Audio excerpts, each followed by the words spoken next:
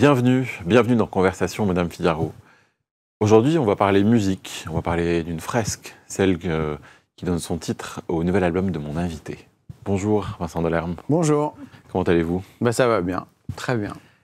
Ma question rituelle, ça fait quoi d'être Vincent Delerme en ce moment, aujourd'hui? Ça fait quoi d'être dans votre peau? Vraiment à cet instant-là, c'est vraiment, ça fait que je suis en train de bosser sur un nouveau spectacle et que c'est le truc que je préfère vraiment au-delà de tout. Et puis après, finalement, j'avais pas fait de disque depuis 6 ans, de nouvel album vraiment. Donc, j'avais 42 ans quand celui d'avant est sorti, il a 48, donc c'est pas le même âge. Donc c'est un peu, c'est bête, mais c'est d'autant plus important de recevoir des messages de gens qui disent qu'on n'a pas fait un disque juste pour faire un disque et donc tous les témoignages sont touchants. J'ai l'impression d'être beaucoup plus à fleur de peau que plus jeune là-dessus, beaucoup plus poreux.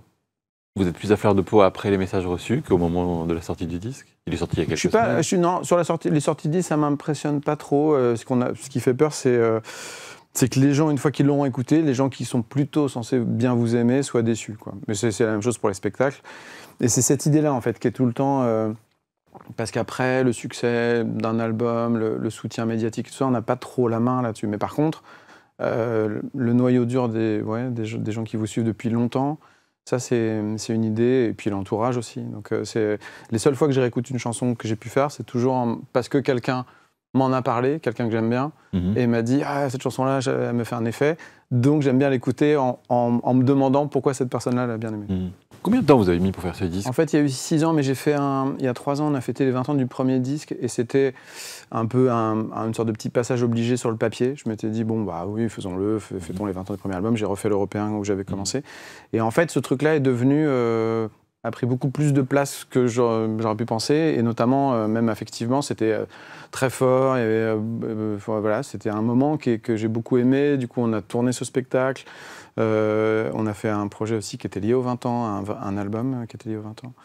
Et puis j'ai fait d'autres choses, j'ai fait un film, j'ai fait de la photo, mais surtout, c'est sûr que j'ai quand même pris un peu plus le temps malgré tout de faire l'album. J'avais l'impression que ça faisait un moment que j'avais pas eu vraiment du temps tout seul à pouvoir rater des chansons, à en mettre certaines de côté, à me dire celle-là peut-être et tout ça. Et ce qui était un peu le cas quand j'ai commencé. J'avais le sentiment d'avoir plus de temps, déjà parce que j'étais plus jeune, j'avais pas d'enfants, il y a plus de jaillissements quand on est jeune et tout est plus facile. En tout cas, tout est peut-être un peu moins réfléchi. On a moins cette impression, évidemment, de redire des choses qu'on a déjà pu dire. Et là, oui, il y a eu ce temps, en tout cas, l'album à faire vraiment, ça a pris 1 an. Et où l'écriture allait un peu de front avec les arrangements. Bizarrement, en fait, j'ai pas attendu d'avoir toutes mes chansons. Vous avez tout fait en même temps? Ouais, et notamment toute la partie orchestrale qu'on a faite au début, parce que comme l'album avait un peu ce côté un peu... je savais que je voulais l'appeler la fresque, ça parle des gens, donc il y avait un côté un peu... Il fallait que ce soit un peu solide comme ça. Donc avec Rémi Galichet, qui est la personne avec qui je fais souvent des arrangements pour des musiques de films, ou en tout cas pour des cordes et de l'orchestre, on a commencé par ça. Donc c'était au début, c'était de la voix et de l'orchestre. Et après, on a travaillé avec Jean-Sylvain Le Gouic pour que ça devienne aussi un format chanson. Mais dans un premier temps, c'était cet aspect-là. Voix et orchestre, ça fait un peu...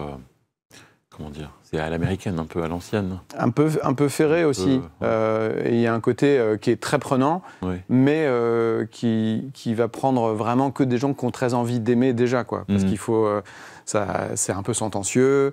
Enfin, c'est un peu... arrêtez tous de travailler, arrêtez vos activités, écoutez-moi. Il y a un côté ouf. Et en plus, comme dans l'album, il fallait dégager pour moi, parce que je voulais que ce soit un album qui rende compte du lien avec les gens, avec des gens qui sont toujours là, mais aussi avec des gens qui ont disparu, et qu'en même temps, ça reste facile, entre guillemets, en tout cas, qu'il y ait ce format qui avance et tout ça. Quand c'était que orchestral, il y avait un côté un peu impressionnant qui était un peu too much, mais je savais, en fait. Je savais qu'il y aurait une deuxième phase, mais par contre, ça m'a plu que la partie orchestrale soit là d'emblée, et non pas comme elle est d'habitude, c'est-à-dire... elle arrive à la fin comme un ornement, comme juste une ligne qu'on rajoute en plus. Là, elle est vraiment à chaque fois constitutive des morceaux. Votre disque me fait penser à une chanson de Bob Dylan que Dylan a écrite parce qu'il pensait que la fin du monde approchait, et il a mis toutes ses idées dedans. Il a un peu reconstitué un monde. Et je me demande, et votre album me donne cette impression-là, c'est-à-dire que c'est comme si vous avez tenté de reconstituer un monde presque avant la disparition de ce monde. C'est-à-dire que la fresque, rien que le titre, la pochette, avec toutes ces figures, toutes les citations, tous les gens qui sont présents, tous les fantômes, c'est comme si vous aviez tenté de saisir une photo de votre univers avant qu'il s'en aille. C'est vrai, de toute façon on fait toujours un peu des choses pour retenir des gens, des moments, des images, mais là en l'occurrence effectivement des gens, et c'est sûr que par exemple j'avais pendant longtemps, il y avait au début de l'album une sorte de mémo vocal que je faisais, comme si je m'adressais à quelqu'un pour lui expliquer le principe de l'album, et dans lequel je disais que l'image mentale que j'avais sur ce disque, c'était une sorte de grande fête dans un champ avant l'été, qu'on voyait tous les gens arriver d'un peu partout, et une fête qui réunissait tous les gens d'une vie, mais quand je disais tous les gens d'une vie, c'est que j'imaginais aussi la personne qui m'a appris à jouer du piano en train de discuter avec Colombo, et ainsi de suite, c'est-à-dire que c'est assez étrange, mais il y a des gens avec lesquels on a passé du temps et finalement qui ne vont pas forcément vous léguer grand-chose, et puis des fois des gens qu'on a admirés de loin, dont on connaît par cœur toutes les théories. Vous parlez de Bob Dylan. Moi, j'ai souvent évoqué Truffaut parce que c'est quelqu'un qui a, au-delà de ses films, énormément un propos, quoi, une manière de vous faire rentrer dans son travail et des théories sur les choses. Souvent, j'étais émerveillé de la simplicité, venant de lui, et puis ce côté très fiévreux. Et c'est quelqu'un dont j'ai l'impression qu'il m'a un peu fabriqué, mais aussi bien qu'un pote de terminale. Et voilà, c'était cette idée-là, effectivement, de célébrer tous ces gens ensemble. Je vous propose de regarder la photo que vous avez envoyée. Vous allez m'en parler. À propos de personnages. Mais oui, ça, c'est 2 sacrés personnages. Alors, c'est drôle parce que vous m'avez demandé cette photo, et du coup, j'ai regardé des photos que j'aimais bien. Et c'est une photo, je crois, que j'ai jamais même postée sur Instagram. C'était, en fait, et Rochefort et Souchon sont deux grandes idoles, et 2 grandes idoles non décevantes pour moi. C'est ce qui est pas rien, parce qu'en fait, quand on projette beaucoup sur les gens, évidemment, c'est toujours un peu dangereux de les rencontrer. Vous vous dites, oh là là, si ça se trouve, ça va pas tellement me plaire. Et ils ont déjà en commun de s'intéresser quand même pas mal aux autres, de tout de suite vous dire, mais vous en êtes où, Vincent? Vous vraiment pour Rochefort et Alain et Tutois. Mais donc voilà, donc il y avait toujours ça m'a toujours beaucoup fasciné d'être avec eux, et qui en plus ça a été un peu comme des parrains pour moi. Rochefort, il m'a beaucoup poussé à faire mon premier film, et Alain m'a beaucoup soutenu, m'a toujours dit mais c'est pas normal que tu passes pas plus à la radio. Il est toujours un peu dans un côté un peu papa comme ça, qui est trop sympa. Et ils se connaissaient pas en fait. Ils savaient que je les connaissais, donc ils s'étaient croisés une fois de loin. Donc Alain m'avait dit mais on pourrait peut-être déjeuner avec Jean. Et donc on a commencé à faire ces déjeuners. On n'en a pas fait 53 000, mais juste 4-5 je pense. Mais c'était fort à chaque fois parce qu'on était tous les 3, puis à chaque fois Rochefort disait on devrait monter un parti politique. Vous parliez de ça? Non, mais c'était tellement farfelu la discussion, mais c'était un peu le cerveau de Rochefort qui était comme ça, qui aimait bien. Voilà, je crois qu'il était très. Il aime beaucoup la chanson, il aimait beaucoup la chanson. Genre, même on avait un projet à la fin de sa vie qui était lié à ça. Il devait faire une première partie d'un spectacle dans laquelle il lisait des textes de chansons qu'il aimait bien, parce qu'il était très, très fan de ça. Vous avez un film préféré de lui? Il y a quelque chose qui vous vient à l'esprit comme ça? Je pense... j'ai quand même l'impression qu'il y a un truc particulier sur Rochefort. C'est quelqu'un qui est devenu, sur la fin de sa vie, encore plus moderne et populaire qu'il ne l'avait jamais été. C'est quand même assez rare comme évolution. Et ça, il le doit quand même beaucoup au film de Lecomte. Je dirais ridicule comme film de Lecomte, qui est un film quand même assez étonnant. Puis après, il y a aussi les premiers Rochefort, les films avec De Broca, par exemple Les Tribulations d'un Chinois en Chine, mais aussi le Cavalier, le Voyage. L'étrange voyage. Peut-être. Et une chanson chanson d'Alain, c'est pareil, on va mettre à la fin, une de milieu, une de jeunesse. Alain, c'est vraiment L'amour en fuite, parce que L'amour en fuite, c'est assez étrange. Mon père aimait beaucoup cet album de Souchon, et c'est un album qui date de la fin des années 70, donc il passait dans mon enfance, je l'ai entendu plein de fois. Comme on entend, j'ai eu ça avec Barbara aussi, de connaître par cœur sans avoir jamais écouté vraiment les paroles activement. Et donc, cette chanson me fascinait beaucoup, à cause, je crois, des violons. Il y a une sorte de lyrisme, ça, c'est un truc qui m'a toujours fait de l'effet, des trucs comme ça, très vibrants, très, très célébrants, en fait, finalement. Et en même temps, j'aimais cette chanson sans trop comprendre de quoi ça parlait. Et il se trouve qu'elle réunissait à la fois Souchon et Truffaut, puisque c'est la musique du film L'amour en fuite, qui ont après été 2 personnes très déterminantes pour moi. Donc ça m'a toujours fait un petit truc de me dire, si ça se trouve, Et je me suis choisi Souchon et Truffaut juste à cause de cette chanson d'enfance, mais je pense que ça s'est plutôt passé comme une coïncidence heureuse. Je vous propose d'écouter de la musique. On écoute un premier morceau. C'est un peu un cas d'école, cette chanson.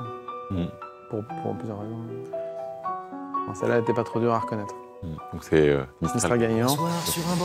En fait, ce qui est curieux, c'est que maintenant, on est très précis sur le fait de référencer les musiciens qui jouent sur les albums et tout ça. Et à l'époque, des fois, un peu moins. Et cette chanson, le riff de piano, c'est typique, là, on entend. Elle fait la chanson. Et j'imagine cette chanson, l'anecdote dit qu'il la chante à sa femme, il est aux États-Unis, il lui chante au téléphone, et puis elle lui dit si tu la mets pas sur l'album, je te quitte.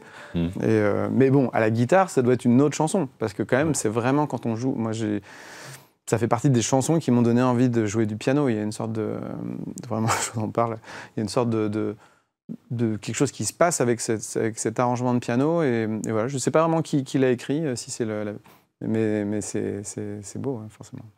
C'est une chanson qui parle de plein de choses, de l'enfance, des enfants, de la nostalgie. C'est aussi un moment où il est un peu aussi au sommet dans les années 80. Bien sûr. C'est des choses aussi qui vous inspirent. C'est assez marquant, même en songwriting, parce que les Mistral gagnants, moi je ne vois pas du tout ce que c'est. Enfin, le mot Mistral gagnant, les Coco Boer non plus.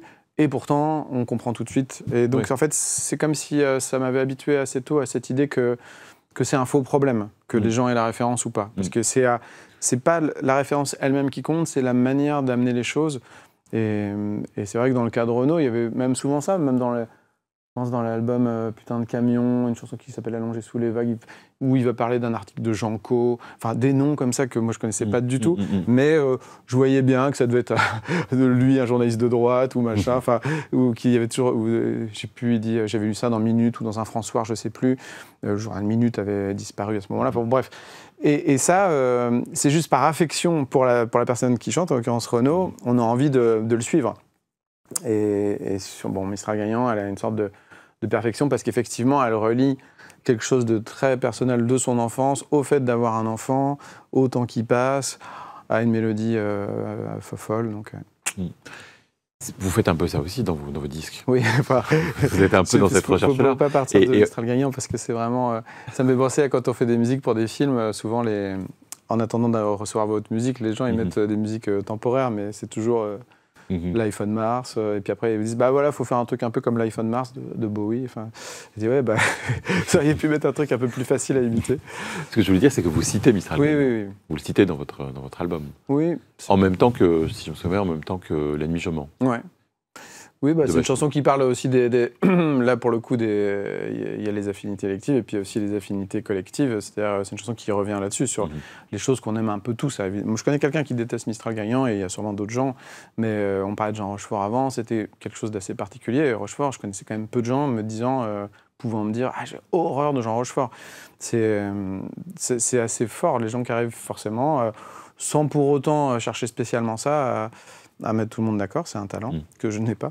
Mais en l'occurrence, c'est sûr que j'ai toujours essayé de rendre compte de la vie, de la vie telle qu'elle est autour de nous, et j'ai toujours été persuadé que c'est une sorte de mélange permanent, sans hiérarchie, de choses qu'on peut entendre, de bouquins qu'on va lire, d'un truc qu'on va manger au goûter, d'un sentiment très fort et très abstrait, d'un rapport à la politique, et qu'en fait, il n'y a pas à niveler ça en se disant, bon, là, je vais faire ma chanson dédiée à l'évocation des chansons des autres, je vais faire ma chanson quand j'ai sur le premier...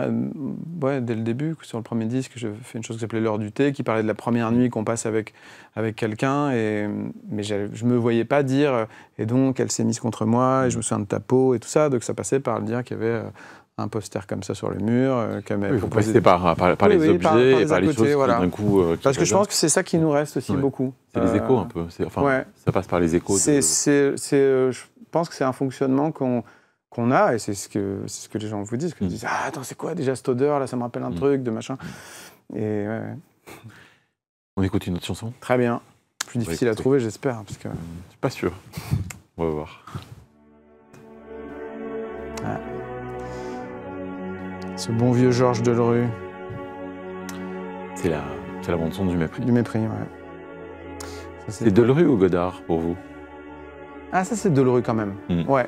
Parce que moi, c'est sûr que Godard c'est très fort. En plus formellement, tous ces films un peu de la première période quand même, c'est incroyable. La pellicule, l'intensité de couleurs. Mais par contre, sur ces BO, autant Truffaut a davantage de bandes originales de Delerue qui ressemblent à ça. Et même à la fin, hein, la musique de La femme d'à côté, il y a quelque chose qui est proche de ça. Les deux Anglaises et le continent aussi. Donc ces harmonies-là comme ça, en fait l'extrême sensation amoureuse, ça, Delerue c'est vraiment quelqu'un de très fort, je trouve là-dessus. C'est vraiment une musique qui rend très très amoureux. Mais bon, évidemment que c'est un ensemble et puis évidemment on associe ça aussi à ces images incroyables. Mais finalement, c'est marrant, on les associe aussi beaucoup à des images, à des photographies du mépris. Autant qu'à des scènes filmées du mépris. Mais je crois que ce qui vous plaît aussi dans la Nouvelle Vague, c'est ce côté un peu haché, un peu qui va chercher dans la réalité, en fait, dans le réel. En fait, ce que vous faites aussi un peu dans votre écriture. Vous allez chercher des fragments. Oui, c'est vrai. Et ce qui est plaisant aussi, c'est quand même l'impression. Alors, chez Godard, c'est un peu moins fort parce que c'est quand même assez très abouti. Encore une fois, la photographie est très spectaculaire aussi. Donc, mais en général, dans la Nouvelle Vague, on a quand même l'impression qu'on peut peut-être y arriver à faire ça.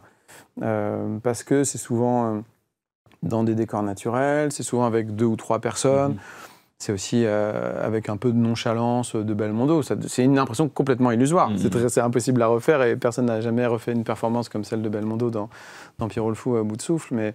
Mais il y a cette illusion-là que ça devient, d'ailleurs, quand même au démarrage de la Nouvelle Vague, c'est vrai que les moyens étaient plus petits, ils se mettent à accrocher des caméras sur des fauteuils roulants pour faire des travelling, ce qui c'était pas le cas avant, quoi. Il y avait quelque chose qui était une économie et surtout, encore une fois, un enjeu qui est souvent un enjeu de 2 amis ou d'un garçon et d'une fille dans un appartement. Enfin, l'exemple ultime pour moi, même si c'est tard et que c'est plus vraiment la Nouvelle Vague, c'est Ma nuit chez Maud de Rohmer, c'est-à-dire on passe 1 heure avec juste Trintignant et Françoise Fabian dans un appartement, c'est quand même très ténu.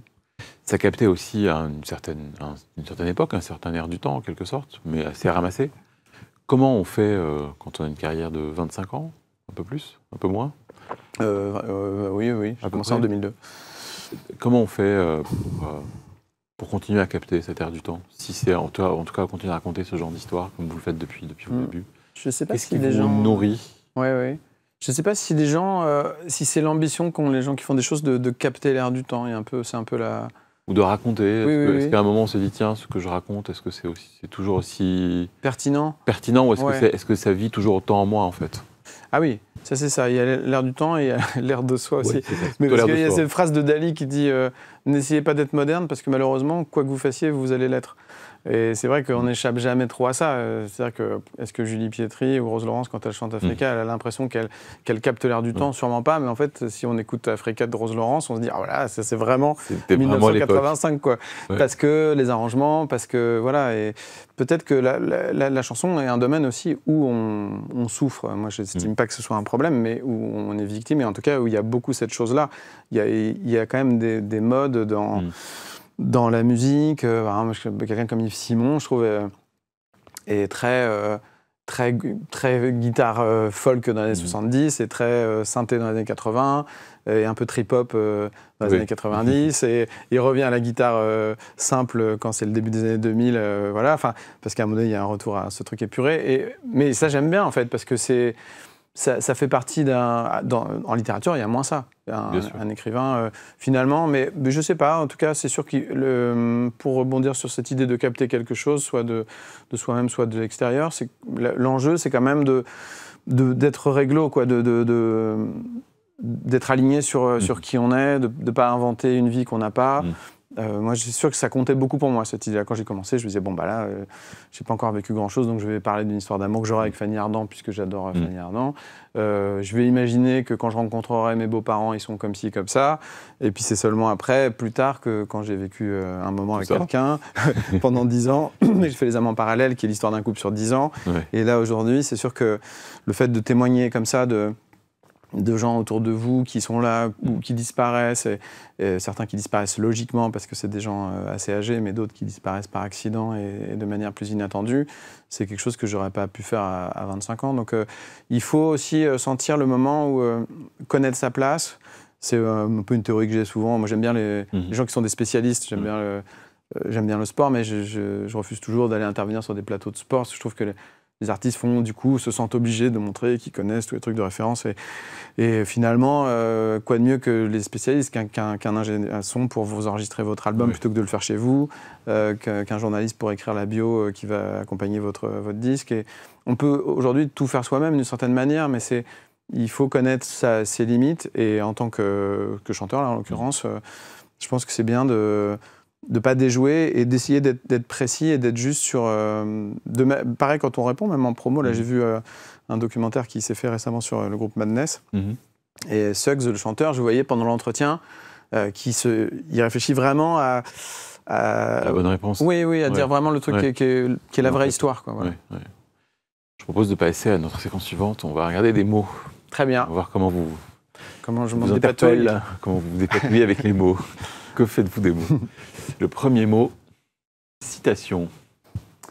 Est-ce que votre écriture, c'est une écriture de citation? Quand on a autant de personnages, autant de gens qu'on fait passer de son univers à son écrit, est-ce que ce sont des citations? C'est une bonne question parce qu'en fait, quand j'ai commencé, comme j'étais beaucoup à revendiquer des influences et tout ça, souvent, c'est sûr que les gens, dans ces cas-là, ont tendance à se dire « Ah oui, bah, d'accord, bah, du coup, il n'y a rien de personnel. » Et d'ailleurs, c'est un des premiers trucs que Souchon m'avait dit, parce qu'il m'a dit, en fait, tu parles souvent de moi, mais nos chansons, elles ne se ressemblent pas du tout. Et c'était assez vrai, en fait.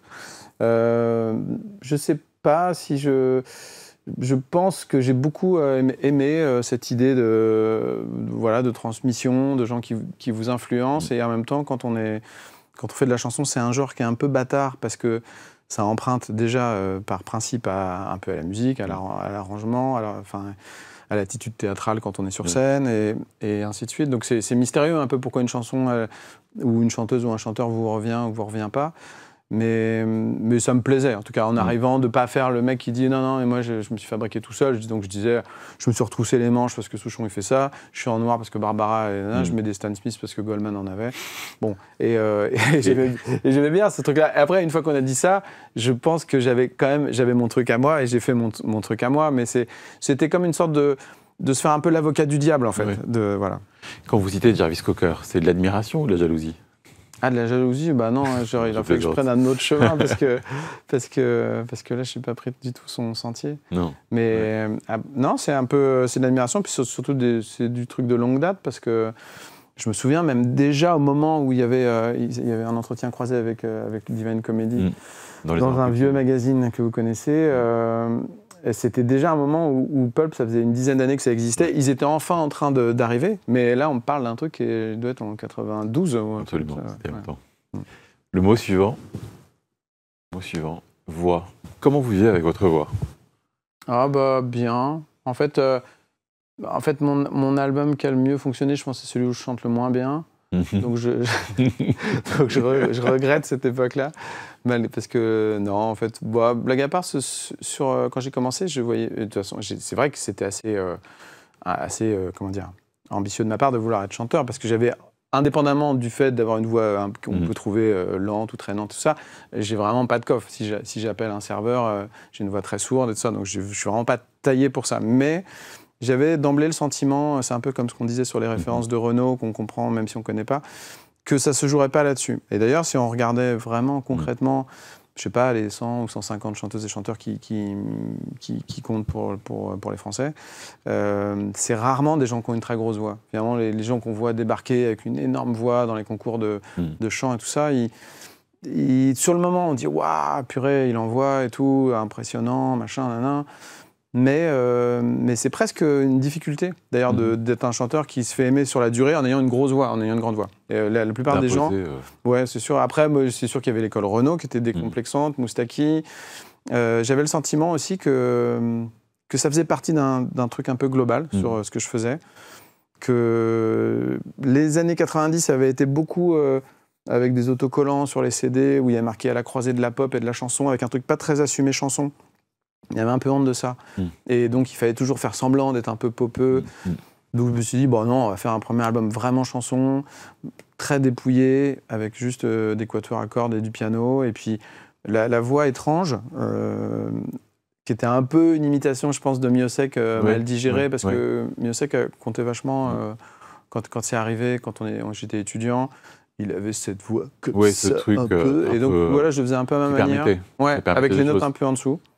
Et puis, voilà, honnêtement, quand je fais mon premier album, j'ai déjà fait des concerts et tout, mais j'ai surtout fait du théâtre. Et en tant que chanteur, j'ai peu chanté.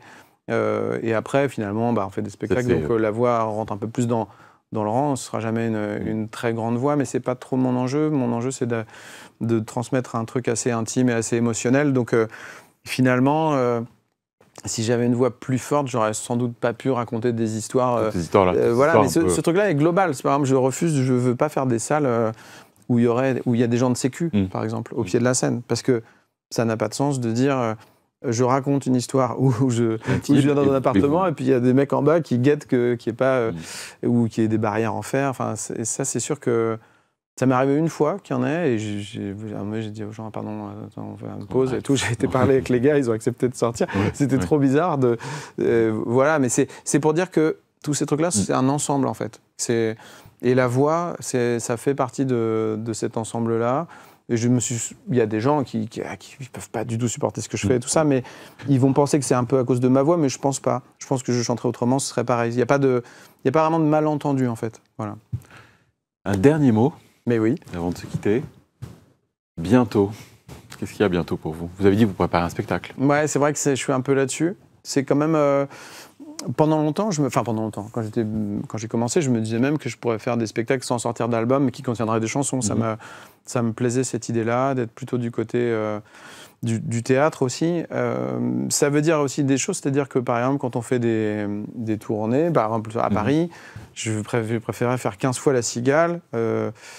15 fois la Cigale, ça fait 1000 places. Enfin, bon, bref, donc, à faire un soir Bercy. Donc, même en termes de production, il y a beaucoup de gens qui vont vous dire c'est un peu une hérésie de faire. Mais c'est le plaisir d'y retourner, de retrouver la loge. Et ça, c'est vrai que c'est des logiques de théâtre. Et on parlait de Barbara aussi, il y avait ce truc-là. Moi, ça me fascinait, les bouquins avec voilà, cette histoire-là, l'histoire de la chanson, l'histoire des gens qui vont de salle en salle. Barbara, c'était un peu fou parce qu'elle compte le nombre de pas. Mais il y a cette dimension-là qui est presque aussi une dimension sportive dans le sens... faire son sac, se préparer, mettre ses marques, voilà, comme si on fait comme les gars qui font de la longueur ou les relais, où il faut mettre des marques au sol. Et il y a ce truc de précision et d'y retourner comme ça.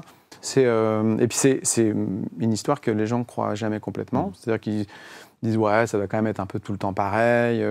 Mais non, c'est fou. C'est que chaque soir, même dans une même salle comme la Cigale, c'est toujours différent. Et c'est fort. Merci. Merci Joseph. Merci. Et à très bientôt sur scène. À bientôt. Merci de nous avoir suivis et écoutés. Et à la semaine prochaine pour un nouvel épisode de Conversation.